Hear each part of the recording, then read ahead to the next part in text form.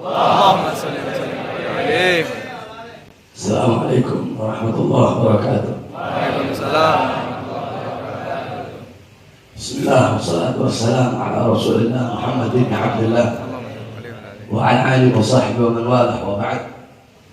Yang saya cintai, yang saya muliakan, para alim ulama, para habaib, para kiai, para asatidz, para tokoh masyarakat, wabil khusus guru saya Al-Habib Ahmad bin Saleh Al-Qas.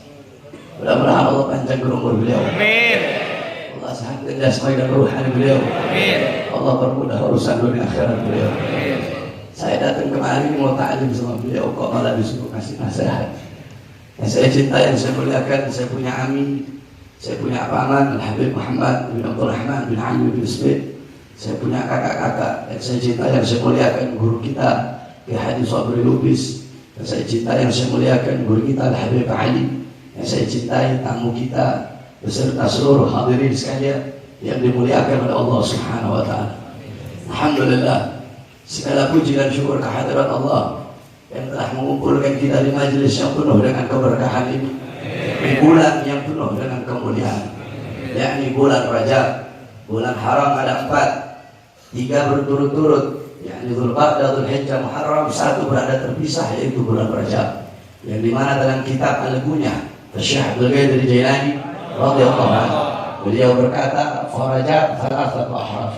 Adapun bulan Rajab itu terdiri dari 3 huruf, ar-ra wal jim wal ba. Huruf ra, huruf jim dan huruf ba. Wa-ra rahmatullah subhanahu wa ta'ala. Huruf ra adalah rahmatullah subhanahu wa ta'ala. Wal jim jurullah. Huruf jim adalah kedermawanan Allah, pemberian Allah subhanahu wa ta'ala. Wal ba birrullah. Adapun huruf ba adalah kebaikan-kebaikan dari Allah subhanahu wa ta'ala. Fa min awal hadhihi syahr ila akhir, maka dari awal bulan Rajab sampai akhir, fa min Allah ta'ala tata'ataya, maka dari Allah 3 pemberian. Apa? Rahmat bila adab. Allah kasih rahmat dari awal bulan sampai akhir bulan, tidak ada adab, tidak ada siksa. Wal jud bila bukhul, Allah berikan kedermawanan, pemberian tanpa ada kebakhilan, tanpa ada kepelitan, dari awal bulan sampai akhir bulan. Wal bir bila jafa, kebaikan-kebaikan dari Allah Subhanahu wa taala tanpa ada siksa, tanpa ada pengasihan. Oleh karenanya hidupkan ini bulan Rajab yang penuh dengan kemuliaan, dengan memperbanyak ibadah kepada Allah Subhanahu wa taala. Yakni dengan apa? Dengan berpuasa. Memang banyak orang-orang Wahabiyun yang mana mereka berkata puasa bulan Rajab bid'ah, puasa bulan Rajab. Memang kamu buka kitab Al-Adhkar, dalam kitab Al-Adhkar Imam An-Nawawi menjelaskan memang tidak ada hadis yang mengkhususkan bulan puasa di bulan Rajab, tetapi ada 1 hadis yang dimana rata-rata hadis yang mengkhususkan, mengutamakan apa yang menjelaskan tentang fadilah keutamaan puasa bulan Rajab itu derajatnya dhaif. Tetapi hadis dhaif bisa dipakai dalam fadhailul a'mal, bisa dipakai dalam targhib, bisa dipakai dalam tarhib, kecuali tidak boleh dipakai dalam aqaidud diniyah, tidak boleh dipakai dalam ahkam syariah. Nah, adapun cukup 1 hadis yang dimana derajat ini hadis hasan, yakni qala Rasul sallallahu alaihi wasallam, afdhalus shiyam ba'da Ramadan syahrul Muharram. Paling utamanya puasa setelah Ramadan adalah berpuasa di bulan-bulan haram, Dzulqa'dah, Dzulhijjah, Muharram, Rajab termasuk. Maka Imam Nawawi mengatakan, maka dengan ini hadis, dengan ini dalil, tidak ada 1 kekuatan pun yang bisa melarang puasa sunnah di bulan Rajab. Dan dia juga mengatakan aslus shaum mustahab, hukum asal puasa itu adalah sunnah. Jadi kamu mau puasa di bulan apapun selama bukan hari yang diharamkan, itu hukumnya sunnah. Maka hidupkan puasa di bulan Rajab, hidupkan bulan Rajab dengan memperbanyak ibadah kepada Allah Subhanahu wa taala. Nah, saudara-saudara, di bulan Rajab ada 1 kejadian yang luar biasa. Ada 1 kejadian yang sangat-sangat luar biasa, yang dimana kejadian ini adalah perjumpaan seorang hamba dengan Tuhannya, perjumpaan seorang kekasih dengan kekasihnya, yaitu perjumpaan Nabi Muhammad dengan Azizul Wahhab bila hijab, perjumpaan Nabi dengan Allah tanpa ada setitik pun penghalang. Tidak ada yang menghalangi antara Nabi Muhammad dengan Allah Subhanahu wa taala, yakni kejadian Isra wal Mi'raj, yang dimana para ulama, para salafun saleh banyak dari beliau-beliau itu yang mengarang kitab yang menjelaskan tentang Isra Mi'raj. Kita itu harus berpedoman kepada kitab-kitab para salafun saleh. Kenapa? Man arada taqadduma fa'alaihi bi kutubil mutaqaddimin, faman arada ta'akhkhura fa'alaihi bi kutubil mutaakhirin. Kamu ingin maju dalam segala urusan, ingin maju, ingin sukses, ingin terdepan dalam urusan dunia, urusan agama, urusan politik, urusan akhirat, hendaklah engkau berpegang teguh kepada kitab-kitab ulama-ulama salaf terdahulu. Nah, dalam para ulama, para salafun saleh, beliau-beliau mengarang kitab-kitab yang menjelaskan tentang Isra Mi'raj. Ada kitab As-Siraj Al-Wahhaj fi Haqa'iqil Mi'raj, karangan Imam Abu Ishaq Muhammad bin Ibrahim An-Nu'mani Asy-Syafi'i. Beliau adalah murid daripada Imam Ibnu Hajar Al-Asqalani. Kemudian ada kitab Al-Mi'raj, karangan Imam Qushairi. Imam Qushairi ini yang mengarang kitab Ar-Risalah Al-Qushairiyah. Kemudian ada kitab Ar-Risalah fil Mi'raj, karangan Imam Abdul Hasan Ali bin Muhammad Al-Lakhmi. Kemudian ada kitab Ayatul Kubra fi Syarah Sadr Isra, karangan Imam As-Suyuti. Kemudian ada kitab Al-Ayah Az-Zahi Ma'al Bahira fil Mi'raj Sayyid Ahli Dunya wal Akhirah, karangan Imam Al-Hafidh Muhammad bin Yusuf Asy-Syami Ad-Dimashqi. Satu lagi kitab beliau Al-Ayah Al-Bayyinat fil Mi'raj Sayyid Ahli Al-Ardi was Samawat. Kemudian ada kitab An-Nur Al-Wahhaj fi Qiswa Isra wal Mi'raj, karangan Imam Ali Zainal Abidin bin Muhammad Al-Hadi Al-Barzanji. Beliau ini kakek yang ngarang kitab Maulid Barzanji, disyarahkan oleh cucunya, diberi nama kitab Tajul Ibtihaj ala Nur Al-Wahhaj,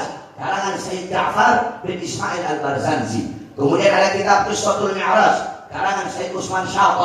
Kemudian ada lagi kitab Afdhalul Manhaj fi Isbat Isra wal Mi'raj, karangan Sayyid Abdullah Mustafa Al-Maraghi. Kemudian ada kitab kitab yang dikarang oleh Abu Yamaniki, Al-Anwar Al-Bahiyah fil Mi'raj Khairil Bariyah. Kemudian ada kitab Awqus Siraj fi Fadl Rajab wa Qisah Al-Mi'raj, karangan Sayyid Muhammad Amin Al-Kurdi. Kemudian ada kitab Qissatul Mi'raj Al-Imam Najmuddin Al-Ghaiti. Nah, di pesantren-pesantren salaf khusus ke daerah Jawa Barat dan khusus ke daerah Banten, setiap bulan Rajab dari awal bulan sampai akhir bulan itu ngaji pasaran, menghatamkan kitab Qissatul Mi'raj Al-Imam Najmuddin Al-Ghaiti. Atau enggak Khasyah Ad-Dardir ala Qissah Al-Mi'raj, karangan Imam Ahmad Abil Barkat Ad-Dardir. Kemudian ada lagi kitab Minhajus Syami Mukhtasar Mi'rajus Syami, karangan Syekh Yusuf bin Ismail An-Nabhani. Kemudian kitab Lailul Muna wal Ghaya As-Saul bi Qissah Al-Mi'raj Nabiul Mukhtar Ar-Rasul, karangan Imam Muhammad bin Ja'far Al-Qattani.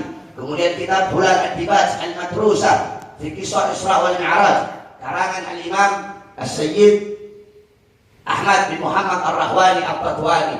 Kemudian kitab Al-Mi'raj An-Nabawiyah, karangan Sayyid Hasan Asy-Syati. Kemudian kitab Yawaqit Taj Al-Wahhaj fi Qissah Isra wal Mi'raj, karangan Imam Muhammad Al-Bahir Al-Qattani. Kemudian kitab Isra wal Mi'raj Mu'jizatul Kubra, karangan Sayyid Nafi' Al-Jauhari, dan masih banyak lagi. Nah, saudara-saudara sekalian yang dimuliakan oleh Allah Subhanahu wa taala, sedikit saya jelaskan tentang kejadian yang terjadi di bulan Rajab, yaitu Isra Mi'raj. Nah, Allah berfirman dalam Al-Qur'an, Subhanalladzi asra bi 'abdihi lailan minal masjidil haram ilal masjidil aqsa. Allah memulai ayat tersebut dengan kalimat tasbih, yaitu subhana. Subhana pertama bermakna ta'ajjub, yaitu maknanya kekaguman. Setiap Allah menceritakan kejadian yang luar biasa, pasti Allah mulai dengan kalimat subhana. Yang kedua bermakna tanzih, yakni tanzih Allah min kulli su', al-bara'ah lillah min kulli naqsin, melepaskan Allah dari segala kekurangan, mensucikan Allah dari segala keburukan, segala kekurangan. Isra Mi'raj kejadian yang tidak masuk akal. Kamu tidak bisa memahami Isra Mi'raj dengan akal. Kamu jangan kayak orang-orang yang kuliah di UIN itu, apa-apa yakni taqdimul akal 'ala nakal, yakni mendahulukan akal daripada firman, mendahulukan akal daripada wahyu. Tidak akan sampai kamu punya akal. Bagaimana mungkin perjalanan yang harus dilalui selama berbulan-bulan, perjalanan itu hanya dilalui sebagian malam oleh Nabi. Nah, untuk menghilangkan keraguan-keraguan dalam hati kita, makanya Allah pakai kata subhana. Subhanalladzi asra bi 'abdihi, maha suci zat yang telah memperjalankan 'abdihi, hambanya. Al-'abd Al-Imam Fakhruddin Ar-Razi dalam kitab tafsirnya, qauluhu bi 'abdihi bil jasadi war ruh.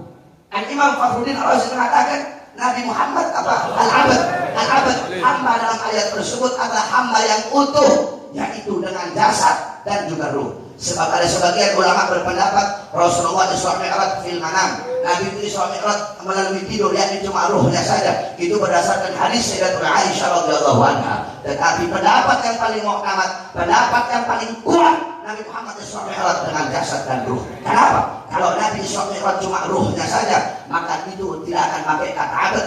Di situ akan dipakai subhanalladzi asra bi ruhihi. Sebaliknya kalau Nabi Isra Mi'raj jasad tanpa ruh berarti mayat. Subhanalladzi asra bi mayyitihi. Karena Allah pakai kata abad, yakni hamba yang utuh dengan jasad dan juga ruh. Subhanalladzi asra bi abdihi lailan. Lailan isim nakirah ditandai dengan tanwin. Kalau isim ma'rifat pakai alif lam, al-lail. Maknanya satu malam penuh. Di sini para ulama berkata nakirah. Kenapa?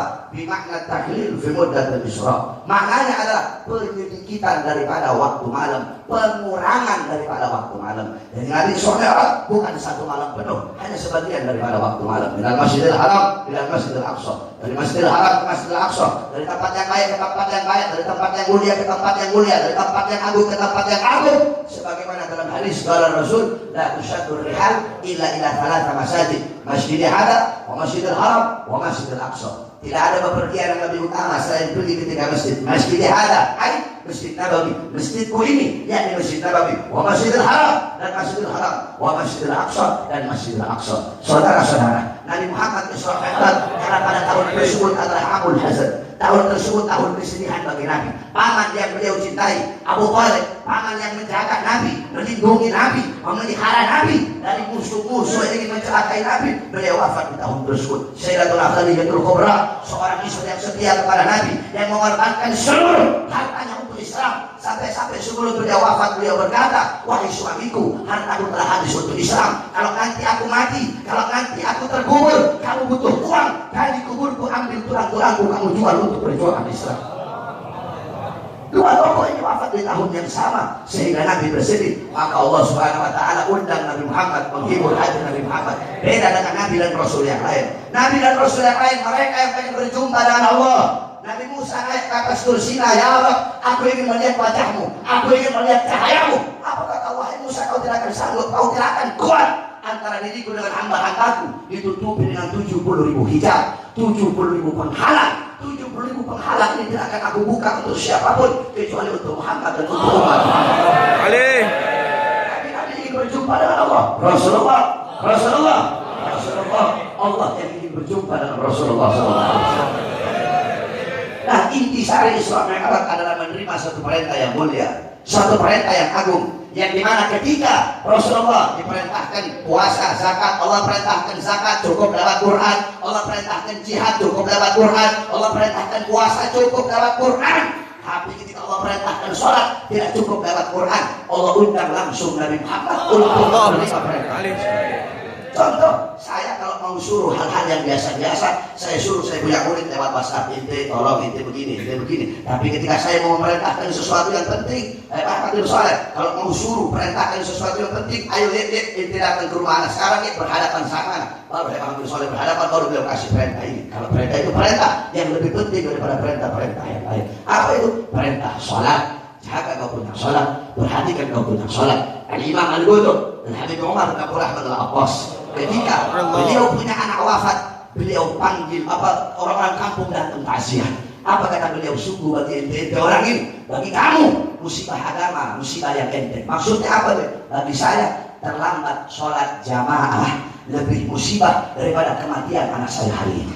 Kenapa? Karena kematian anak saya itu musibah dunia, sedangkan terlambat sholat adalah musibah agama. Itu terlambat sholat. Bagaimana kalau kamu meninggalkan sholat di waktu dengan sengaja?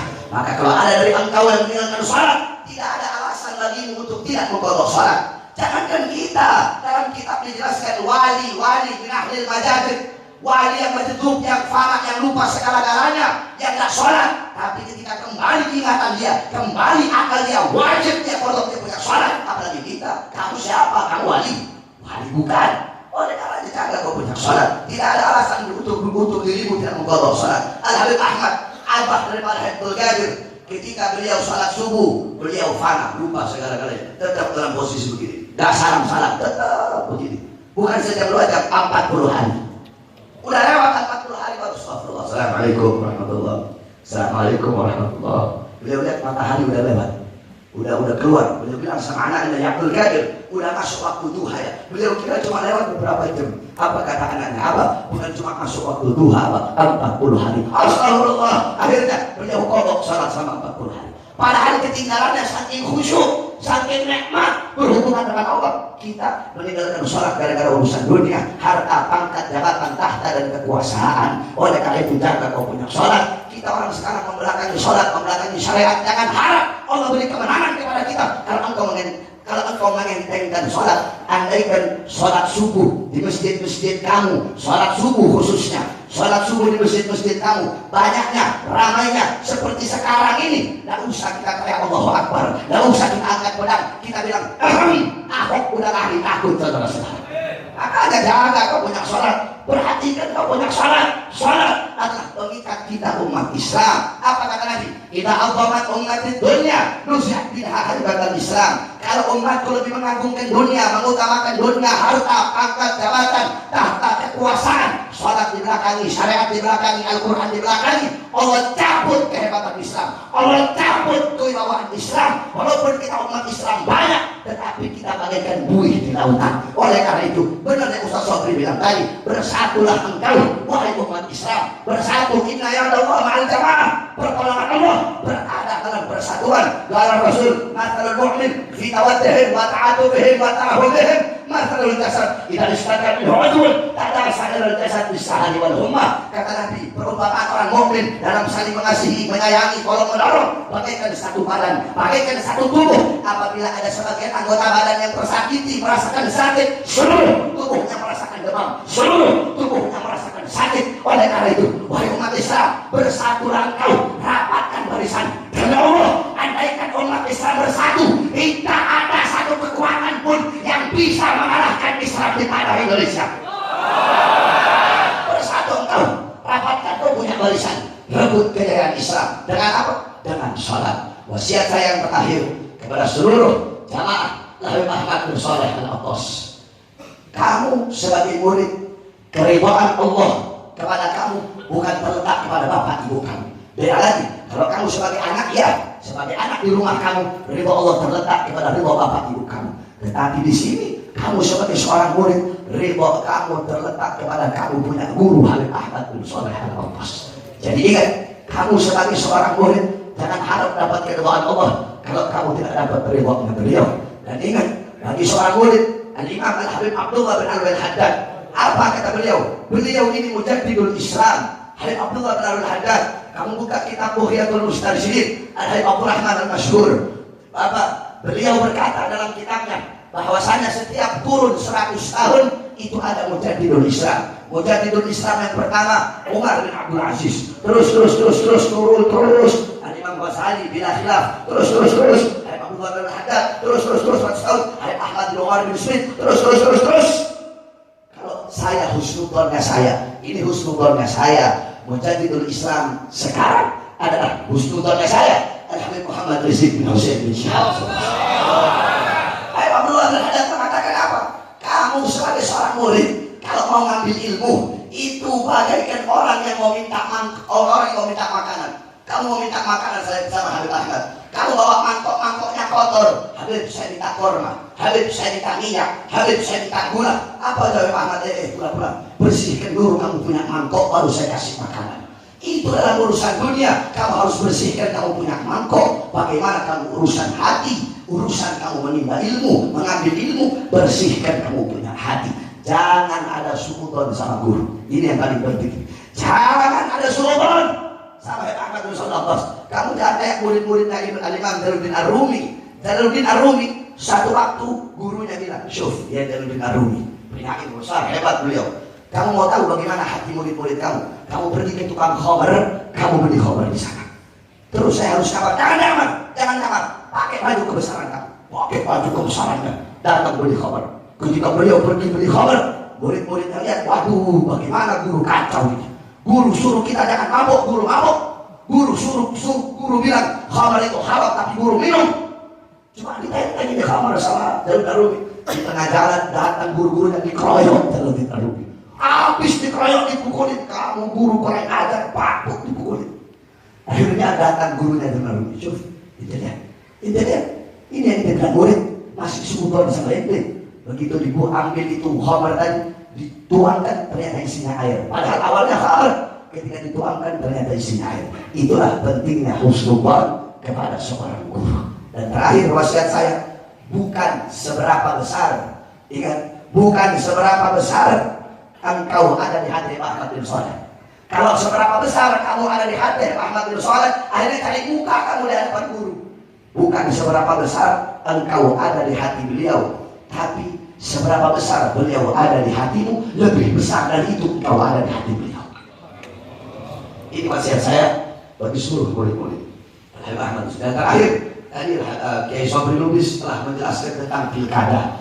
Itu di kitab Fathul Mu'in ada namanya Ahlul Halli wal Aqdi. Ahlul Halli wal Aqdi itu adalah mereka yang punya hak untuk mengangkat seorang pejabat dan membatalkan seorang pejabat. Nah, di Jawa Barat itu sudah dibikin kayaknya Ahlul Halli wal Aqdi. Itu sudah dibikin. Yakni kalau di kitab dijelaskan Ahlul Halli wal Aqdi bersyauta wasatwa wahladiyan dengan ulama waruasa wahujuhin nas alladhi intafan nas haulahum. Mereka adalah orang yang punya kekuatan, orang yang punya kekuatan, orang yang punya kekuasaan, orang yang terpandang, yang dimana beliau-beliau ini dari kalangan ulama, dari kalangan pembesar, dari kalangan para tokoh-tokoh masyarakat yang dimana mereka manusia berkeliling, manusia mengelilingi mereka. Tadi dijelaskan sama Kiai Sobri, Jawa Barat, khususnya guru kita Habib Rizik sudah ngasih mandat bahwasanya partai ini wajib dipilih. Kita sebagai umat, kita sebagai rakyat, kita sebagai umat Islam, sami'na wa ata'na. Kami dengar, kami taat, dan sampai kita khianat. Karena banyak juga ini suka khianat, berwajah satu kepala tapi mukanya dua. Depan Habib beda, di belakang Habib beda. Orang munafik, tahu munafik? Munafik itu dari lafaz nafiqul yarbu. Nafiqul yarbu. Nafiqul yarbu. Liang yarbu apa yarbu itu ya? Yarbu itu kayak tikus, cuma bukan tikus. Apa yarbu? Dia kayak tikus gitu. Tikus tanah, cuma ekornya lebih panjang. Itu yarbu. Apa namanya kalau di sini? Bukan curut, bukan. Dia apa yarbu itu? Bukan bunglon, tikus, cuma bukan tikus. Nah, dia itu punya dua liang, ya, punya dua lubang. Yang pertama namanya nafiqah, yang kedua namanya qasi'ah. Jadi dia berhuru nafsahu min qasi'ah wa yakhruju min qasi'ah. Ya, yadhuru nafsahu min nafiqah wa yakhruju min qasi'ah. Dia menampakkan dirinya dari lubang yang namanya qasi'ah ini, kemudian nanti keluarnya bukan dari sini.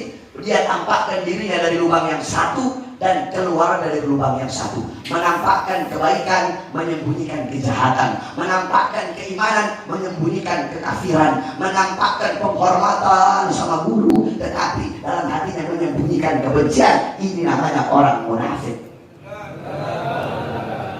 Oh, di tempat anak paling banyak orang munafik. Paling banyak orang munafik. Depan anak dia bahkan khianat anak kami lagi dibilangin istri anak. Ini banget. Mata ini. Aku udah percaya sama kau ya. Awas kau bilang saya kawin lagi ya. Tetap ditodong pisau sama istri anak. Tetap dia bilang kan udah kawin lagi. Ada waktu bainan naren. Anak berada di antara dua neraka ya. Benar. Sana neraka, istri neraka ya Syekh. Anak bainan naren, bainan jahannamain. Oleh karena itu, saya sangat senang sekali dan kamu saksikan. Saya muridnya Habib Ahmad bin Shalih Al-Fauzan. Kalau saya jadi kamu, kemana Habib pergi bakal saya ikut. Kalau saya jadi kamu, kenapa? Saya lihat beliau, saya kemarin ketemu, saya ngobrol di sini. Ilmu beliau ini seger. Kayak baru turun dari langit, seger-seger yang gak pernah saya dengar. Ini ilmu beliau. Ya, saya mau ngomong gini bukan depan beliau doang. Kalau depan beliau doang munafik namanya. Ada beliau atau tidak ada beliau? Seperti itu. Jadi kamu beruntung dekat sama para habaib. Amin. Sampai-sampai di tempat kami di Sulawesi sana. Anak di Sulawesi ya Syekh. Anak di Sulawesi. Abadul makan. Sulawesi. Itu di sana kami Ada satu pendeta. Ini pendeta ketika melihat Habib berceramah, ini pendeta bilang begini, itu siapa yang ceramah? Itu Habib. Habib itu siapa? Habib itu anak cucunya Nabi Muhammad. Jadi Nabi kalian Muhammad itu punya anak cucu ya? Iya punya anak cucu. Bodoh kalian, katanya pendeta. Bodoh, goblok kalian. Kenapa? Andaikan Yesus, kami punya Nabi, punya cucu, tidak akan kami biarkan dia berjalan di atas tanah. Kami gendong dia kemana-mana. Itu orang Nasoro ngerti. Ini udah muslim, goblok. Anak guru pelit. Nama guru itu anak seperti. Mudah-mudahan semua menjadi murid-murid yang baik. Amin. Amin, amin. Ya Rabbal Alamin. Sebelum saya tutup, kami sebagai anak-anak muda minta nasihat dari Abi Muhammad, walaupun sedikit. Fadhal Abi Muhammad. Allahumma salli wa sallim alaihi. Assalamualaikum warahmatullahi wabarakatuh. Waalaikumsalam. Bismillah, wassalatu wassalamu ala Rasulillah Muhammad bin Abdullah wa ala alihi wa sahbihi wa man walah, wa ba'd. Yang saya cintai, yang saya muliakan, para alim ulama, para habaib, para kiai, para asatid, para tokoh masyarakat, wabil khusus guru saya Al-Habib Ahmad bin Saleh Al-Muqtas. Mudah-mudahan Allah panjangkan umur beliau. Amin. Allah sehatkan jasmani dan ruhani beliau. Amin. Allah permudah urusan dunia akhirat beliau. Saya datang kemari mau ta'lim sama beliau, kok malah disuruh kasih nasihat. Yang saya cintai, yang saya muliakan, saya punya ami, saya punya paman Al-Habib Muhammad bin Abdul Rahman bin Ali bin Ismail. Saya punya kakak-kakak yang saya cintai, yang saya muliakan, guru kita Ki Haji Sabri Lubis. Yang saya cintai, yang saya muliakan, guru kita Al-Habib Ali. Yang saya cintai, tamu kita beserta seluruh hadirin sekalian yang dimuliakan oleh Allah Subhanahu wa taala. Alhamdulillah, segala puji dan syukur kehadiran Allah yang telah mengumpulkan kita di majelis yang penuh dengan keberkahan ini, di bulan yang penuh dengan kemuliaan, yakni bulan Rajab. Bulan haram ada 4, 3 berturut-turut, yakni Dzulqa'dah, Dzulhijjah, Muharram, 1 berada terpisah, yaitu bulan Rajab, yang dimana dalam kitab Al-Gunyah Syekh Abdul Qadir Jailani radhiyallahu anhu, beliau berkata, "Farajab thalathatu ahraf." Adapun bulan Rajab itu terdiri dari 3 huruf, ar-ra wal jim wal ba. Huruf ra, huruf jim dan huruf ba. Wa-ra rahmatullah subhanahu wa ta'ala. Huruf ra adalah rahmatullah subhanahu wa ta'ala. Wal jim jurullah. Huruf jim adalah kedermawanan Allah, pemberian Allah subhanahu wa ta'ala. Wal ba birrullah. Adapun huruf ba adalah kebaikan-kebaikan dari Allah subhanahu wa ta'ala. Fa min awal hadhihi syahr ila akhir, maka dari awal bulan Rajab sampai akhir, fa min Allah ta'ala tata'ataya, maka dari Allah 3 pemberian. Apa? Rahmat bila adab. Allah kasih rahmat dari awal bulan sampai akhir bulan, tidak ada adab, tidak ada siksa. Wal jud bila bukhul, Allah berikan kedermawanan, pemberian tanpa ada kebakhilan, tanpa ada kepelitan, dari awal bulan sampai akhir bulan. Wal bir bila jafa, kebaikan-kebaikan dari Allah Subhanahu wa taala tanpa ada siksa, tanpa ada pengasihan. Oleh karenanya hidupkan ini bulan Rajab yang penuh dengan kemuliaan, dengan memperbanyak ibadah kepada Allah Subhanahu wa taala. Yakni dengan apa? Dengan berpuasa. Memang banyak orang-orang Wahabiyun yang mana mereka berkata puasa bulan Rajab bid'ah, puasa bulan Rajab. Memang kamu buka kitab Al-Adhkar, dalam kitab Al-Adhkar Imam An-Nawawi menjelaskan memang tidak ada hadis yang mengkhususkan bulan puasa di bulan Rajab, tetapi ada satu hadis yang dimana rata-rata hadis yang mengkhususkan, mengutamakan apa yang menjelaskan tentang fadilah keutamaan puasa bulan Rajab itu derajatnya dhaif. Tetapi hadis dhaif bisa dipakai dalam fadhailul a'mal, bisa dipakai dalam targhib, bisa dipakai dalam tarhib, kecuali tidak boleh dipakai dalam aqaidud diniyah, tidak boleh dipakai dalam ahkam syariah.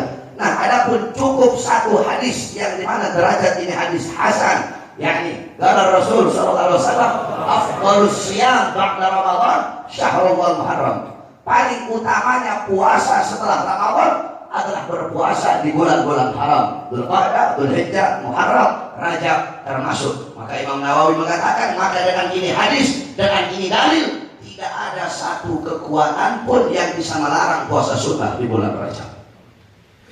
Dan beliau juga mengatakan aslul shaum mustahab, hukum asal puasa itu adalah sunnah. Jadi kamu mau puasa di bulan apapun selama bukan hari yang diharamkan, itu hukumnya sunnah. Maka hidupkan puasa di bulan Rajab, hidupkan bulan Rajab dengan memperbanyak ibadah kepada Allah Subhanahu wa taala. Nah, saudara-saudara, di bulan Rajab ada satu kejadian yang luar biasa. Ada satu kejadian yang sangat-sangat luar biasa. Yang dimana kejadian ini adalah perjumpaan seorang hamba dengan Tuhannya, perjumpaan seorang kekasih dengan kekasihnya, yaitu perjumpaan Nabi Muhammad dengan Azizul Wahhab. Bila tidak, perjumpaan Nabi dengan Allah tanpa ada setitik pun penghalang. Tidak ada yang menghalangi antara Nabi Muhammad dengan Allah Subhanahu wa taala, yakni kejadian Isra wal Mi'raj.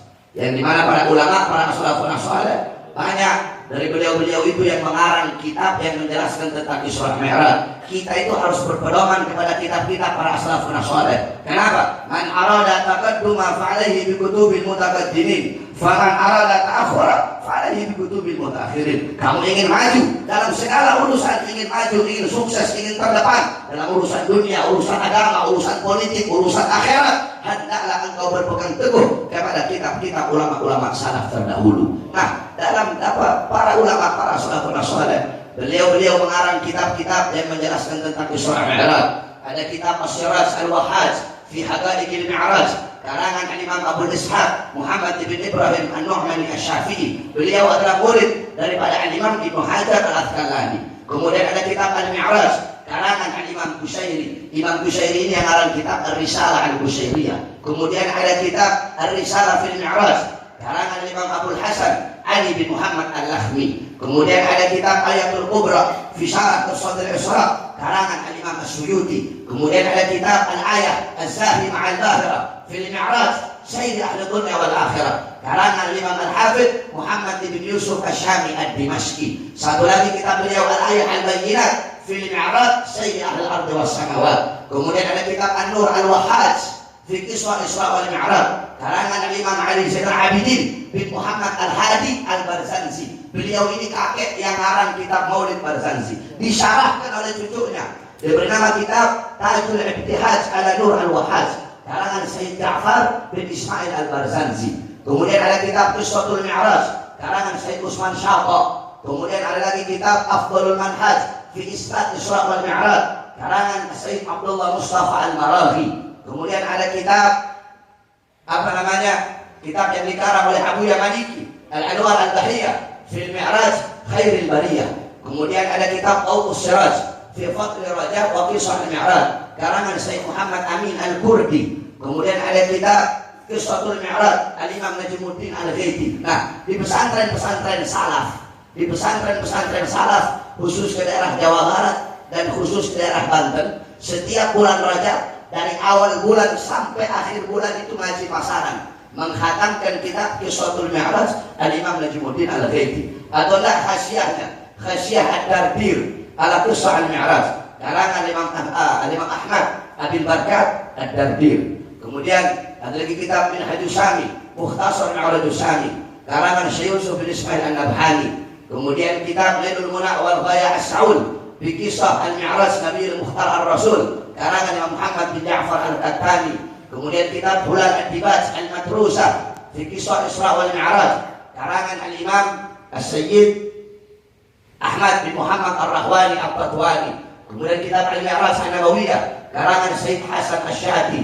Kemudian kitab Yawaqit Taj Al-Wahhaj fi Qisah Isra wal Mi'raj, karangan Imam Muhammad Al-Bahir Al-Qattani. Kemudian kitab Isra wal Mi'raj Mu'jizatul Kubra, karangan Sayyid Nafi' Al-Jauhari, dan masih banyak lagi. Nah, saudara-saudara sekalian yang dimuliakan oleh Allah Subhanahu wa taala, sedikit saya jelaskan tentang kejadian yang terjadi di bulan Rajab, yaitu Isra Mi'raj. Nah, Allah berfirman dalam Al-Qur'an, Subhanalladzi asra bi 'abdihi lailan minal masjidil haram ilal masjidil aqsa. Allah memulai ayat tersebut dengan kalimat tasbih, yaitu subhana. Subhana pertama bermakna ta'ajjub, yaitu maknanya kekaguman. Setiap Allah menceritakan kejadian yang luar biasa, pasti Allah mulai dengan kalimat subhana. Yang kedua bermakna tanzih, yakni tanzihullah min kulli su', al-bara'ah lillah min kulli naqsin, melepaskan Allah dari segala kekurangan, mensucikan Allah dari segala keburukan, segala kekurangan. Isra Mi'raj kejadian yang tidak masuk akal. Kamu tidak bisa memahami Isra Mi'raj dengan akal.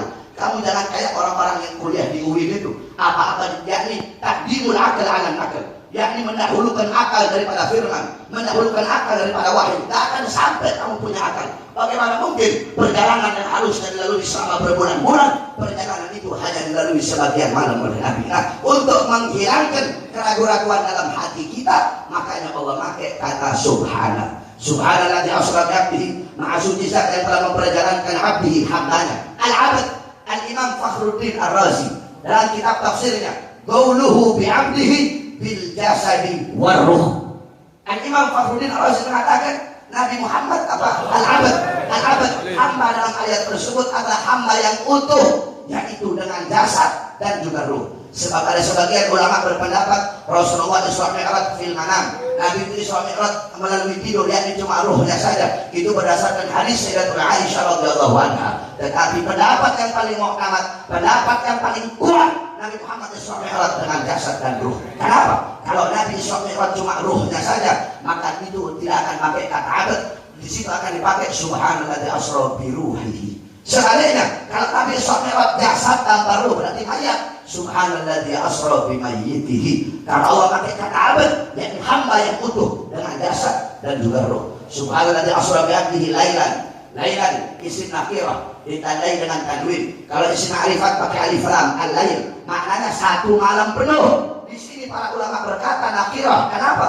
Bimakna tahlil fi muddatil isra. Maknanya adalah penyedikitan daripada waktu malam, pengurangan daripada waktu malam. Jadi Nabi Isra Mi'raj bukan satu malam penuh, hanya sebagian daripada waktu malam. Dari Masjidil Haram ila Masjidil Aqsa, dari Masjidil Haram ke Masjidil Aqsa, dari tempat yang baik ke tempat yang baik, dari tempat yang mulia ke tempat yang mulia, dari tempat yang agung ke tempat yang agung. Sebagaimana dalam hadis qala Rasul, la tushaddur rihal illa ila thalatha masajid, Masjidil Hadar, wa Masjidil Haram, wa Masjidil Aqsa. Tidak ada bepergian yang lebih utama selain pergi ketika masjid. Masjid Hadar, Masjid Nabawi, masjidku ini, yakni Masjid Nabawi, wa Masjidil Haram dan Masjidil Haram, wa Masjidil Aqsa dan Masjidil Aqsa. Saudara-saudara, Nabi Muhammad Isra Mi'raj karena pada tahun tersebut adalah Amul Hazan. Tahun tersebut tahun kesedihan bagi Nabi. Paman yang beliau cintai, Abu Thalib, paman yang menjaga Nabi, melindungi Nabi, memelihara Nabi dari musuh-musuh yang ingin mencelakai Nabi. Beliau wafat di tahun tersebut. Sayyidatuna Khadijatul Kubra, seorang istri yang setia kepada Nabi, yang mengorbankan seluruh hartanya untuk Islam. Sampai-sampai sebelum beliau wafat, beliau berkata, wahai suamiku, hartaku telah habis untuk Islam. Kalau nanti aku mati, kalau nanti aku terkubur, kamu butuh uang, dari kuburku ambil tulang-tulangku, kamu jual untuk perjuangan Islam. Dua tokoh ini wafat di tahun yang sama, sehingga Nabi bersedih. Maka Allah Subhanahu wa taala undang Nabi Muhammad, menghibur hati Nabi Muhammad. Beda dengan Nabi dan Rasul yang lain. Nabi dan Rasul yang lain, mereka yang pengen berjumpa dengan Allah. Nabi Musa naik ke atas kursinya, ya Allah, aku ingin melihat wajahmu, aku ingin melihat cahayamu. Apa kata wahai Musa, kau tidak akan sanggup, kau tidak akan kuat antara diriku dengan hamba-hambaku, ditutupi dengan 70.000 hijab, 70.000 penghalang. 70.000 penghalang ini tidak akan aku buka untuk siapapun kecuali untuk Muhammad dan untuk umat Muhammad. Nabi ingin berjumpa dengan Allah. Rasulullah, Allah yang ingin berjumpa dengan Rasulullah SAW. Nah, intisari Isra Mi'raj adalah menerima satu perintah yang mulia, satu perintah yang agung, yang dimana ketika Rasulullah diperintahkan puasa, zakat, Allah perintahkan zakat cukup lewat Quran, Allah perintahkan jihad cukup lewat Quran, Allah perintahkan puasa cukup lewat Quran. Tapi ketika Allah perintahkan sholat tidak cukup lewat Quran, Allah undang langsung Nabi Muhammad untuk menerima perintah. Contoh, saya kalau mau suruh hal-hal yang biasa-biasa, saya suruh saya punya murid lewat WhatsApp, ente tolong, ente begini, ente begini. Tapi ketika saya mau memerintahkan sesuatu yang penting, kalau mau suruh perintahkan sesuatu yang penting, ayo ente datang ke rumah anak sekarang ini berhadapan sama, baru Abdul Soleh berhadapan, baru beliau kasih perintah ini. Kalau perintah itu perintah yang lebih penting daripada perintah-perintah yang lain. Apa itu? Perintah sholat. Jaga kau punya sholat, perhatikan kau punya sholat. Al-Imam Al-Qudud dan Habib Umar bin Abdul Rahman Al-Abbas, ketika beliau punya anak wafat, beliau panggil orang-orang kampung datang takziah. Apa kata beliau? Sungguh bagi ente orang ini, bagi kamu musibah agama, musibah yang ente. Maksudnya apa deh? Bagi saya terlambat sholat jamaah lebih musibah daripada kematian anak saya hari ini. Kenapa? Karena kematian anak saya itu musibah dunia, sedangkan terlambat sholat adalah musibah agama. Itu terlambat sholat. Bagaimana kalau kamu meninggalkan sholat di waktu dengan sengaja? Maka kalau ada dari engkau yang meninggalkan sholat, tidak ada alasan bagimu untuk tidak mengqadha sholat. Jangankan kita, dalam kitab dijelaskan wali min ahlil majadid, wali yang majdub, yang fana, yang lupa segala-galanya, yang tidak sholat. Tapi ketika kembali ingatan dia, kembali akal dia, wajib dia qadha, dia punya sholat. Apalagi kita, kamu siapa? Kamu wali? Wali bukan. Oleh karena dijaga kau punya sholat. Tidak ada alasan untuk dirimu tidak mengqadha sholat. Al-Habib Ahmad, abah daripada Habibul Qadir, ketika beliau sholat subuh, beliau fana, lupa segala-galanya, tetap dalam posisi begini. Gak salam-salam, tetap begini. Bukan sejam 2 jam, 40 hari. Udah lewat 40 hari baru astagfirullah. Assalamualaikum warahmatullahi wabarakatuh. Assalamualaikum warahmatullahi wabarakatuh. Beliau lihat matahari udah lewat. Udah keluar. Beliau bilang sama anaknya Abdul Qadir, udah masuk waktu duha ya. Beliau kira cuma lewat beberapa jam. Apa kata anaknya? Apa? Bukan cuma masuk waktu duha, apa? 40 hari. Astagfirullah. Akhirnya beliau qadha salat sama 40 hari. Padahal ketinggalannya saking khusyuk, saking nikmat berhubungan dengan Allah. Kita meninggalkan sholat gara-gara urusan dunia, harta, pangkat, jabatan, tahta, dan kekuasaan. Oleh karena itu jaga kau punya sholat. Kita orang sekarang membelakangi sholat, membelakangi syariat. Jangan harap Allah beri kemenangan kepada kita kalau engkau mengentengkan sholat. Andaikan sholat subuh di masjid-masjid kamu, sholat subuh khususnya, sholat subuh di masjid-masjid kamu banyaknya, ramainya seperti sekarang ini, tidak usah kita teriak Allahu Akbar, tidak usah kita angkat pedang, kita bilang Ahok udah lari takut, saudara-saudara.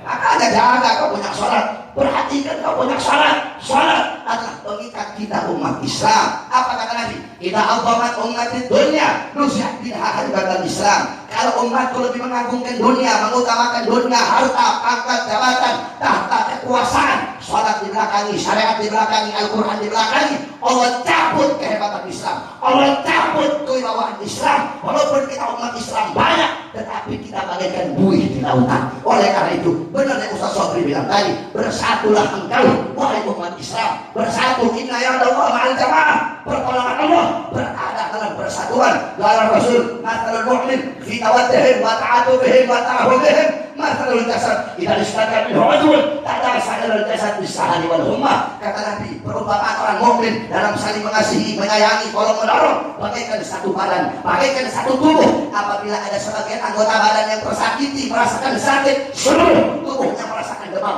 seluruh tubuhnya merasakan sakit. Oleh karena itu, wahai umat Islam, bersatulah engkau, rapatkan barisan demi Allah. Andaikan umat Islam bersatu, tidak ada satu kekuatan pun yang bisa mengalahkan Islam di tanah Indonesia.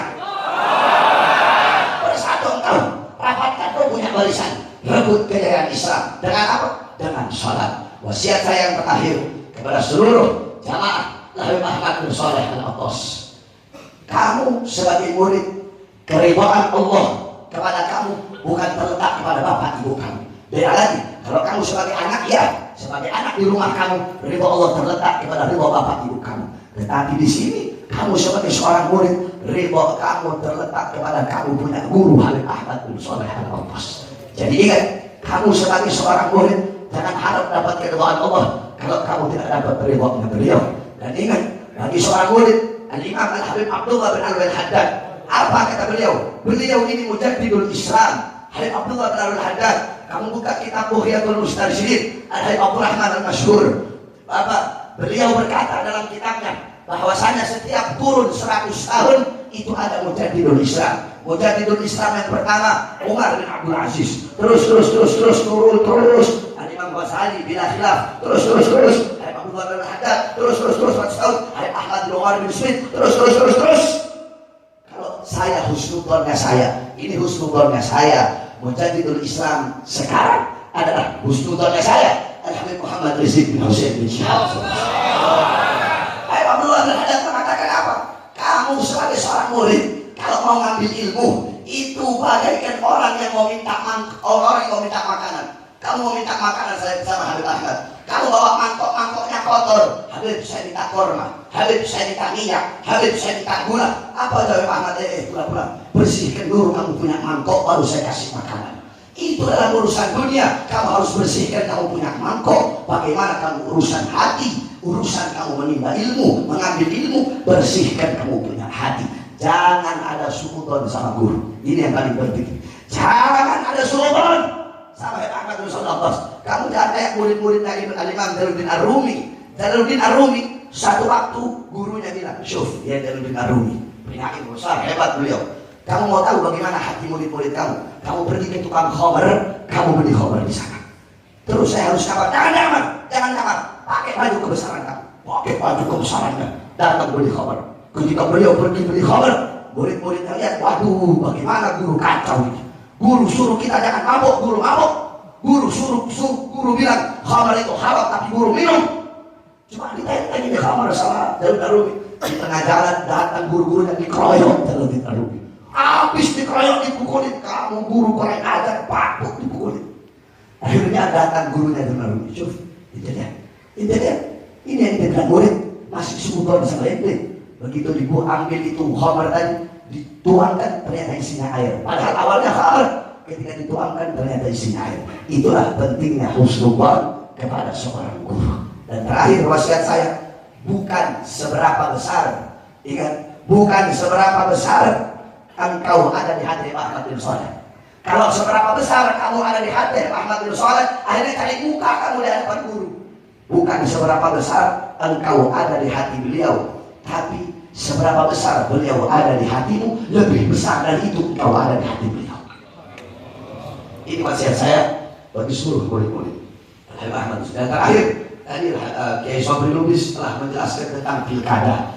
Itu di kitab Fathul Mu'in ada namanya Ahlul Halli wal Aqdi. Ahlul Halli wal Aqdi itu adalah mereka yang punya hak untuk mengangkat seorang pejabat dan membatalkan seorang pejabat. Nah, di Jawa Barat itu sudah dibikin kayaknya Ahlul Halli wal Aqdi. Itu sudah dibikin. Yakni kalau di kitab dijelaskan Ahlul Halli wal Aqdi busyauka wasatwa wahladiyat minal ulama wa ru'asa wa wujuhin nas alladhi intafan nas haulahum. Mereka adalah orang yang punya kekuatan, orang yang punya kekuatan, orang yang punya kekuasaan, orang yang terpandang, yang dimana beliau-beliau ini dari kalangan ulama, dari kalangan pembesar, dari kalangan para tokoh-tokoh masyarakat, yang dimana mereka manusia berkeliling, manusia mengelilingi mereka. Nah, tadi dijelaskan sama Kiai Sobri, Jawa Barat, khususnya guru kita Habib Rizik sudah ngasih mandat bahwasanya partai ini wajib dipilih. Kita sebagai umat, kita sebagai rakyat, kita sebagai umat Islam, sami'na wa ata'na. Kita kami dengar, kami taat, dan sampai kita khianat. Karena banyak juga ini suka khianat, berwajah satu kepala tapi mukanya dua. Depan Habib beda, di belakang Habib beda. Orang munafik, tahu munafik? Munafik itu dari lafaz nafiqul yarbu. Nafiqul yarbu. Nafiqul yarbu. Liang yarbu apa yarbu itu? Yarbu itu kayak tikus, cuma bukan tikus. Apa? Yarbu dia kayak tikus gitu, tikus anak, cuma ekornya lebih panjang. Itu yarbu. Apa namanya kalau di sini? Bukan curut, bukan. Dia apa? Yarbu itu. Bukan bunglon, tikus, cuma bukan tikus. Nah, dia itu punya dua liang, ya, punya dua lubang. Yang pertama namanya nafiqah, yang kedua namanya qasi'ah. Itu. Jadi yadhuru nafsahu min qasi'ah wa yakhruju min qasi'ah. Ya, yadhuru nafsahu min nafiqah wa yakhruju min qasi'ah. Dia menampakkan dirinya dari lubang yang namanya qasi'ah ini, kemudian nanti keluarnya bukan dari sini.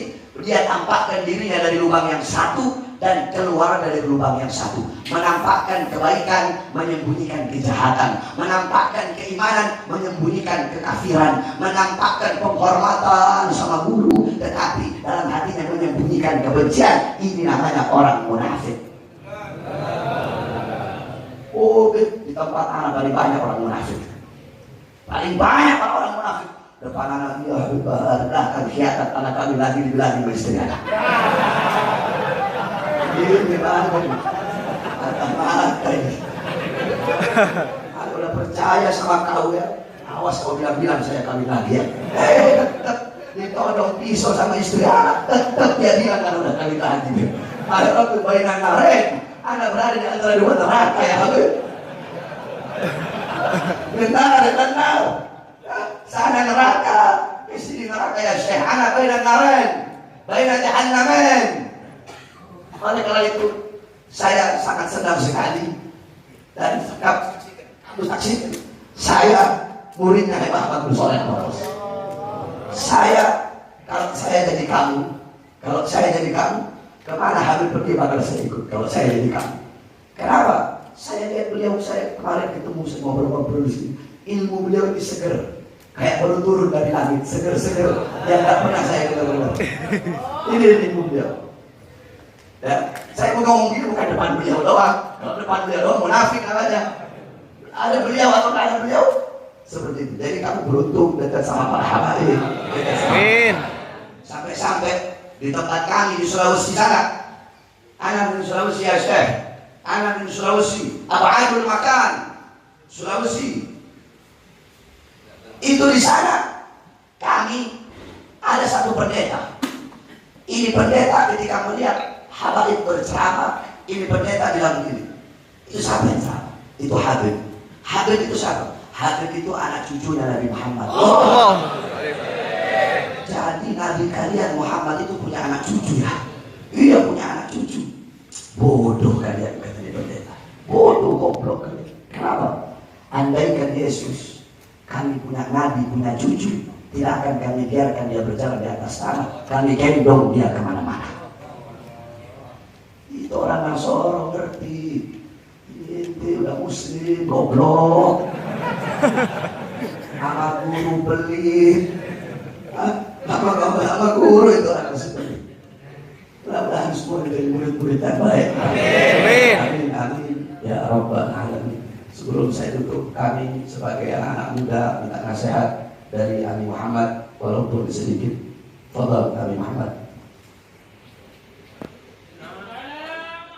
طالما أشكو غرامي يا نور الوجود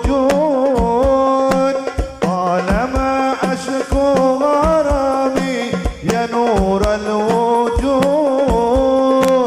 وأنادي يا تهامي يا معدن الجود وأنادي يا تهامي يا معدن الجود